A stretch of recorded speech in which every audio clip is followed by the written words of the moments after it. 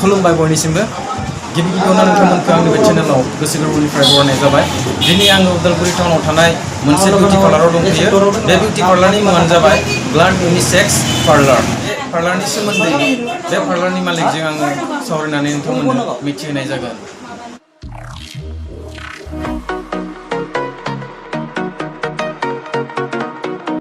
लोगोफोर बे Glade इउनिसेक्स पार्लारा Udalguri SBI bank खाथियाव दङ आरो बे पार्लारावनो गोबां रोखोमनि नोंथांमोना खालामजानो हायो, जेरैहाय हेयार काटिं, हेयार स्पा, फेशियल,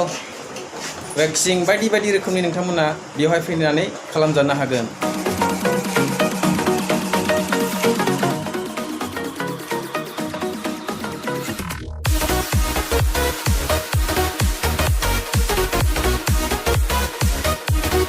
लोगोफोर बेवहाय नोंथांमोना नुनो मोनदों गुबुन गुबुन जायगानिफ्रायबो बे पार्लारावहाय बिदि हेयार काटिं, फेशियल, वैक्सिं बायदि रोखोमनि खालामजानो फैयो। नै बिथांमोना भुटाननिफ्राय फैदों। फै बिथांमोनजों जों दान्दिसे सम सावरायनि। भैया आप यहाँ क्या करने आया है? हम दोनों भूटान से आए हैं। तो इधर जो फेशियल भी करेगा और हेयर भी करते हैं। तो ये जो यूनिसेक्स पार्लर पहला से पहचानते हैं, जो बहुत साल से पहचानते हैं। तो इधर जो महीना के बाद इधर हम जो बाल काटने के लिए आता है, तो हफ्ता के बाद भी इधर जो फेशियल करने के आता है। तो पहले से भी सुना है, तो हमने भी देखा भी है, मेरा आँख से भी देखा है। इधर का जो सर्विसिंग भी अच्छा है, तो बाल भी अच्छा करते हैं, फेशियल भी पूरा अच्छा से कर देता है। तो हम जो भूटान में जाके भी मेरा दोस्त लोग भी बोल देता है, जो उदलपुरी में एक पार्लर है, यूनिसेक्स पार्लर है, उधर अच्छा करता है, सब अच्छा है। तो बाल काटने से भी पूरा अच्छा करता है, फेशियल भी अच्छा कर देता है बोल के ये लोग को भी हम थोड़ा एडवाइस कर देते हैं। तो भूटान का आदमी भी आता है, इधर ज़्यादा आता है। मुझे मालूम है, मतलब जो भूटान में अभी जो मेरा प्लेस में इतना आदमी नहीं है, फिर भी जो 50% तो आते हैं इधर जो काटने के लिए। क्योंकि जो इधर का जो दूसरा से इधर अच्छा है, बहुत अच्छा है। तो मेरा दिल तो वही अच्छा कह रहा है, ये जो इधर का जो यूनिसेक्स का पार्लर बहुत अच्छा है। ठीक है, धन्यवाद। लोगोफोर नोंथांमोना खोनानो मोनबाय, बिथांमोनानो भुटाननिफ्राय फैदों। बिथांमोना बे पार्लारखौ गोबां मोजां मोननानै, एसेबां गोजानबाबो बिथांमोना बे पार्लारखौ गोसो बोनानै बेवहाय फैदों हेयार काट खालामनो थाखाय। नोंथांमोनाबो बे पार्लाराव फै। नोंथांमोना आंनि थिंजाय नुनो मोनदों बिथाङा फेशियल खालामजागासिनो दङ आरो बैथिंजाय सासे सिख्लाया खानाय स्ट्रेटनिं खालामजागासिनो दङ। औ, बेनिफ्राय बे फेशियल खालामनाया बेसेबां लायो? फेशियल खालामनाया फ्रुइटनिया 300निफ्राय स्टार्ट दङ आरो गोल्डनिया 500निफ्राय आरो प्लेटिनाम गोल्ड दङ बियो 700 टु अप टु 8-10 हालागै दङ आरो। बिनानाव फेशियल खालामनाया बेसेबां गोबाव लायो? आधा घन्टा 40 मिनिट लायो। बेखौ मावनायाव एसे बानाय मोनो नामा, ना मावनो एसे बानायथ' मोना, एसे मोजां बे खामानियाथ'। लोगोफोर नोंथांमोना मिथिबाय, बिथांनि बिनानावा बे खामानिखौ मावनानै बायानो, बिथाङा जोबोद मोजांसो मोनो। नोंथांमोनाबो जुदि पार्लार सोलोंनो इच्छा दङब्ला बेवहाय फैनानै सोलोंनो हागोन आरो पार्लारनि खामानिफोरखौहाय नोंथांमोना मावनो हागोन। लोगोफोर दायो नोंथांमोना नुनो मोनदों बिथाङा जाबाय बे पार्लारनि मालिक, बिथांनि मुङा जना दैमारि। बिथांजों जों दान्दिसे सम सावरायगोन आरो बे सावरायनानै आं नोंथांमोननो बे पार्लारनि सोमोन्दै मिथिहोनाय जागोन। बे पार्लारखौ माला एस्टाब्लिश खालामनायमोन आरो मा थांखि लानानै बे पार्लारखौहाय दिहुननाय जानायमोन, आरो लोगोसे दानि जुगावथ' गोबां मानसिफ्रा साख्रि मावो, दा नोंथाङा साख्रिखौ चयस खालामालासिनो मानो बे खामानिखौ सायख'खो, बेनि सोमोन्दै मिथिनायब्ला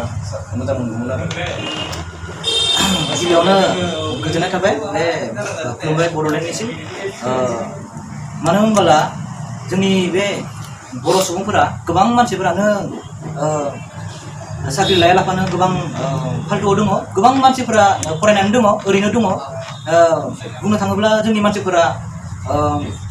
दुकानदारिनि सायाव गोसो होआ, जोंनि बर' मानसिफोरा। मानो होनोब्ला दानि जुगाव थाइसेनिफ्राय थाइनै जालाङो, थाइनैनिफ्रायसो थाइथाम जालाङो। बेनि बादै जेनेबा बेफोरखौ रोंनोब्ला जोङो गुबुन हारिनि बायदि जोङो सोलोंनांगोन, दुकान होनो सोलोंनांगोन। जों फैसा गैया नङा जोंनि मानसिफोरनियाव बहुत फैसा दङ बर' मानसिफोरनियाव मानो होनोब्ला जोङो गावनियावनो फैसाखौ लाखिनो थाखाय जोङो बेफोरबायदि खामानिखौ जों मावदों आरो बुंनो थाङोब्ला उन्दै समाव जोङो बिहारि बाङालि गोबां मानसिफोरजों जोङो खानाय सिनजायोमोन खर' सिनजायोमोन हाजार हाजार मानसिफोरा फैसा बुथुमनानै बिहारिफोरा गावनि जायगायाव लाना थाङो नङा नङा बिनिफ्राय जोङो बेखौनो साननानै आङो माबाबाय आङो दायो दिनैसिम 2005 निफ्रायनो आङो 2019 जाबाय न दायो 2019 जाबाय मथा मथि 16 इयार्ससो जाबाय आङो दायो बे पार्लारखौ होनाया दायो आंहा गलमायाव मोनसे पार्लार दंबावो आरो दायो स्टेट बेंक दा गोदान स्टेट बेंकनि खाथियाव दायो आङो दा निजोमै दङ दा गलमा मोनसे दङ दायो बेनि गेजेरजों आं बेखौनो फोरमायनो सानदों जोंनि बे बर' उन्दै बुनाय सेंग्रा सिख्लाफोरनि सायाव मानो होनोब्ला जोङो बेफोरबायदि पार्लार होनानै दुखान होनानै बा पार्लार होआलाफानो जेनेबा बेलेग दुखान होनानै जोङो गावनि फैसाखौ गावनि जायगायावनो लानो गोसो खालामनांगौ आरो बिनि गेजेरजों आङो जों गासैखौबो फोरमायनो सानदों माने जोङो मालायनो फैसा होस्लायस्लाय जोङो गावनि सायावनो थानानै मोजाङै खामायनानै जोङो बिदि फैसाखौ गावनि सायावनो लानो हानाय जोङो सानना नांगौ आरो बेनि गेजेरजों आंहा ट्रेनिं इनस्टिट्यूट दङ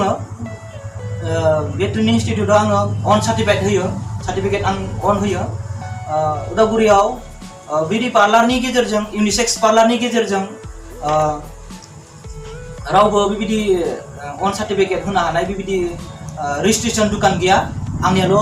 अनलि उदालगुरियाव आंनियाल' बेबायदि सार्टिफिकेट आं होनाय जायो बेफोरबायदि आं सार्टिफिकेट होनाय जायो बेफोरबायदि पार्लार खुलिबा लाइसेन्स नाङो नामा बेफोरबायदि बेनोथ' जेनेबा आंनियाव जेनेबा रेजिस्ट्रेसन दङथ' बेनो लाइसेन्स जाबाय आरो बुजिबाय बेनो आरो ओमफ्राय बिनि गेजेरजों आंहा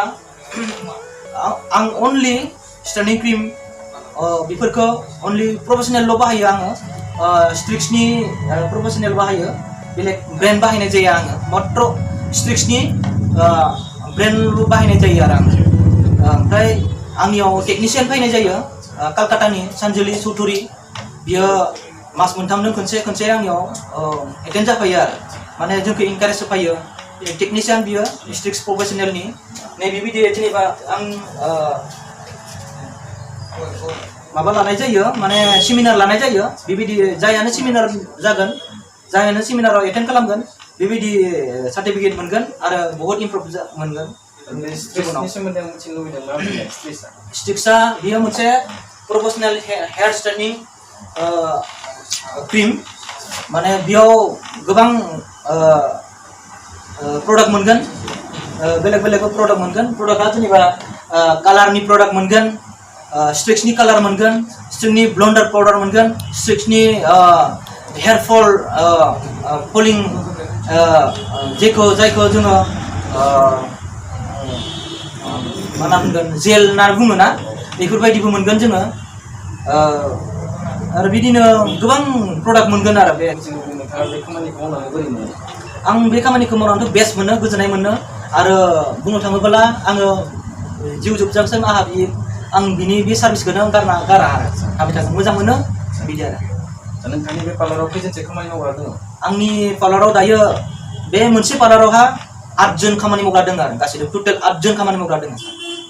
सलायनो हायो दा सलायनो हायो नैबे बिनानावा बे पार्लारावनो खामानि मावो बे खामानिखौ मावनानै मोजां मोनो ना मोना मोजां मोनदों ओमफ्राय बेसेबां गोबाव जाखो बे खामानि मावनाया बोसोरसे जाबाय बे खामानिखौ मावनो ट्रेनिं लानाय नामा पार्लारनि कर्सफोर बेयावनो लादों बेयावनो लादोंमोन ना जाहाथे गोजोननाय थाबाय नोंथांनिसिम मिथिनायनि थाखाय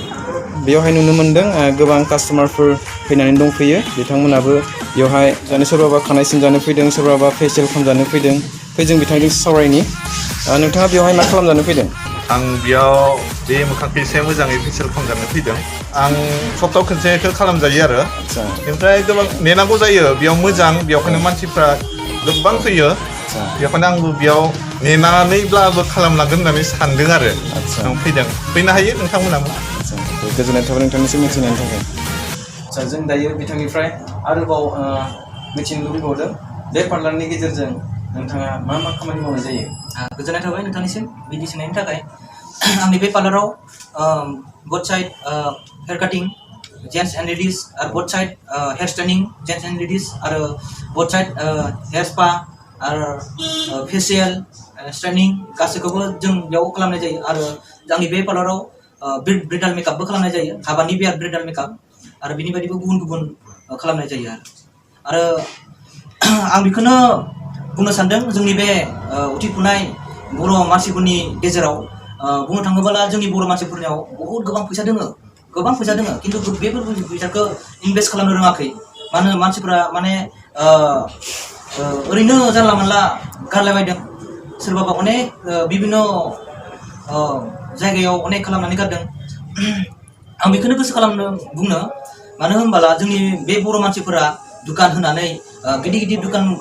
पार्लार बनायनानै जोंनि बे फैसा गोनां मानसिफोरा उथिफुनाय सेंग्रा सिख्ला सोरबाफोर एसे फरायफुना थानाय आरो सोरबाफोर जेनेबा गिदिर गोलाव फरायफुना थानायबाबो साकरि मोनाखै बेफोरबायदिखौ सोलोंनो आङो इनकारेज खालामदों माने सोलोंनो बुंदों माने आरो सोरबाफोर जेनेबा बिदि थाखा गोनां फैसाफोराव खुलिनानै बयबो जों इनभल्भ जानानै थानो हागोन बेबायदि पार्लारफोरावहा माने पार्लारा हामा नङा गोबां मोजां आं बहुत मोजां होनना बुंदों बुंनो थाङोब्ला सिगाङाव जों मानसिफोरा बिराद लेथ्रा होननानै बायोमोन लेथ्रा होननानै मुगैयोमोन सोर गैया दायो खानाय सिनजाया सोर गैया फेसियेल खालामजाया गासैबो फेसियेल खालामजायो बेखौनो आं बुंनो सानदों जोंनि बे बर' थाखा फैसा गोनां मानसिफोरनि गेजेराव जेरै जोङो गुबुन हारिनो फैसा हरा लाफानो जोङो जोंनि जायगायावनो जों फैसा लाखिनो जों बेखौ जुदि आङो जोंनि बे बर' मानसिनि गेजेराव फोरमायनाय जादों दा जोंनि बे बर'फोरा बे आंनि बेबायदि पार्लार होआलाफानो गुबुन गुबुन दुखान बहुत दङ स्टेसनारि दुखान दङ जोंनि बर' मानसिया गैया आरो हार्डवेयर दुखान गैया आरो बिदिनो गस्ला दुखान गिदिर गिदिर गैया जोंहा बर'फोर मानसिफोरा फैसा गोनांबाबो बेफोरबायदि दुखानदारिखौ जोङो होनो बायो मानो होनबोला जोङो जोंनि बिमा बिफाया माहाजोन फिसालाफोरा दुखिया जालांजोब्बाय जोंनि मानसिफोरा मानो होनोब्ला आं मानो फिसालाफोरा दुखिया जालांखो होनना बुङोब्ला जोंनि फिसालाफोरा बायदों बिमा बिफा अननानै जेनेबा KTM अनेक गिदिर गिदिर गारि बिनि बे सायावबो आं बुंनो सानदों एसे मानो होनबोला जोंनि बे बर' उथिफुनाय माने थाखा फैसा राव फोजावबाय मानो बुंबोला थानो हागौ बिमा बिफा 10-15 बिघा हा थानो हागौ 40 बिघा 50 बिघा हा साख्रियालनि फिसाजो बेफोरो जुदि बायसेन्सआव जुदि बिमा बिफाया दुब्ला थैना थाङोब्ला जोंनि बे बेफोरबायदि खामानिफोरखौ जोङो मावनो रोङाब्ला जोङो सानसे समाव जोंनि बर' मानसिफोरा बेलेगनि आखायाव थांगोन बे निसयखा बेखौनो आं बुंनो सानदों बेनिखायनो जेनेबा जों जि गासै हाबाखौबो सोलोंनांगौ आरो जि हाबाखौ गोसो दङ बे हाबायावनो इनभल्भ जाना थानांगौ आरो जोङो बेबायदि खामानिफोरखौ मुगैयालाफानो जोङो गाजा गोमजा बयबो जोङो मावनो जोंनि बर' सुबुंफोरखौ खावलायदों जाहाथे जे जोङो बेलेगनि जायगानि मानसिफोरासो जोंनि जायगायाव गोबां फैसा खामायदों बाङालि मानसिफोराबो जोंनि बड'लेण्डआव गोबां खामायदों बिसोर बिराद मोजां दुखानदारि रोङो खारन जोङो जोंनि हानि माइखौ 40 बिघा 50 बिघानि हानि माइखौ जोङो 40 मन 50 मन बिदि माइ फानो जों बेफोरबायदि फैसाखौ जोङो सानसेयावनो फोजोबो जोङो मोनसे दुखानाव हाबबानो जोंहा साफा जायो बे दुखाना सोरनि बाङालि आरो असमिया आरो बिहारिफोरनि स' आं बेखौनो बुंनो सानदों जे जोङो दुखानदारि जानो सोलोंनांगौ जोंनि बर' मानसिनि गेजेरावबो जेनेबा गिदिर गिदिर पार्लार इनस्टिटिउट खुलिनांगौ आरो बेबायदि जोङो बेलेग गोबां बिभिन्न धरननि गोबां दङ बेबायदि जुदि जों खुलिनानै फिसा बिला खामानि मावनो हानाय इनभल्भ खालामना दोननो मानसिफोरखौ नांगौ आरो आं बेखौनो बुंनो सानदों एसेनोसै गोजोननाय थाबाय नोंथांनिसिम बिदि मोजां जोंनि गेजेराव मिथिनायनि थाखाय स' लोगोफोर जों बिथांनिफ्राय गोबां बाथ्राफोर जोङो मिथिनो मोनबाय बिथाङा जोंखौ इनकारेज होदों जे साख्रि मावनायनि अनगायैबो गोबां गुबुन रोखोमनि खामानिफोर दङ बेफोरखौहाय मावनानै जोङो थांना थानो हायो स' लोगोफोर दिनैनि भिडिअखौ आं बेसेबां दोनथ'बाय जायफ्रा आंनि चेनेलखौ दासिमबो साबस्क्राइब खालामाखै अन्नानै साबस्क्राइब खालामदो लोगोसे बेल आइकनआव थुदो जाहाथे नोंथांमोना आंनि गोदान भिडिअ आपल'ड खालामनायनि नटिफिकेसनखौ मोनगोन गोजोन्थों खुलुमबाय